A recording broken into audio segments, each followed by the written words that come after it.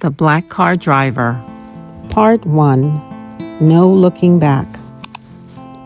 With anticipation pulsing through her veins, she stood by the roadside, his suitcases standing beside her, marking the boundary between her past and the unknown road ahead. A road paved with purpose and possibility. As the car glided to a halt, she sensed the winds of change swirling around her. "Allow me to assist you, ma'am." The driver's voice resonated with warmth as he adeptly loaded her belongings into the trunk. With a nod of gratitude, she settled into the back seat, her eyes fixed on the horizon. As they merged into traffic, she stole a glance backward, acknowledging the remnants of her former life with a bittersweet smile.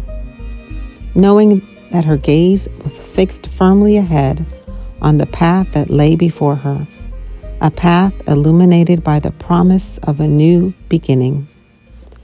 Curiosity sparked within her as the driver broke the silence. "So, where are you headed?" What could she say? The destination was not clearly communicated to her during the encounter. It's not like she could tell him Hawaii or San Francisco or even Dubai. After all, she didn't even have a name. Clearing her throat, she quickly replied, "I'm going to a place where I'm abundant, alive, and aligned with my true essence," she replied confidently.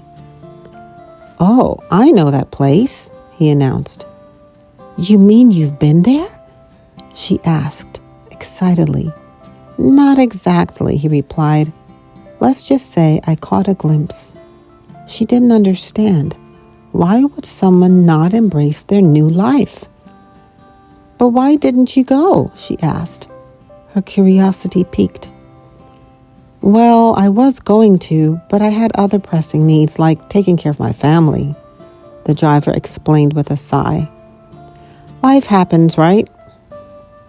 In the midst of their exchange, she felt sadness for the driver, knowing that he had chosen to miss out on his future dream life because of the demands of his own responsibilities. She empathized with him because at some point in her life, she too had ignored her calling and placed her own obligations above her own God-given life assignment. But after the encounter at a friend's gravesite, there was no way she would ignore her calling this time. Part 2. A Promising Deal. "Hey, can I make a deal with you?" the driver asked as he glanced at her in the rearview mirror. "And what would this deal be?" "If you would promise to document your journey and share it with me all the way to where you finally arrive, I promise I would do whatever it takes to start my own journey."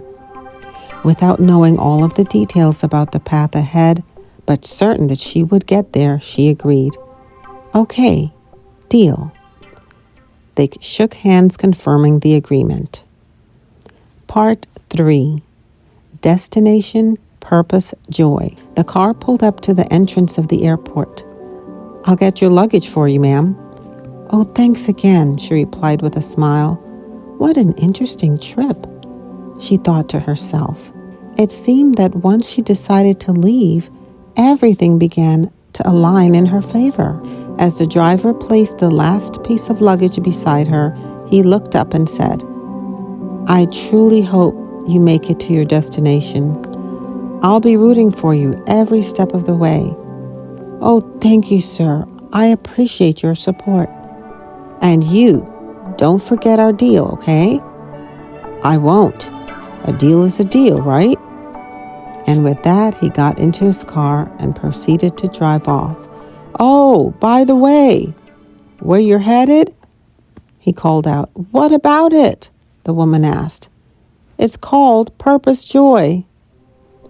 Purpose Joy. How about that? What a fitting name for her new life, she exclaimed. The end. Subscribe to our channel for more on-purpose living content.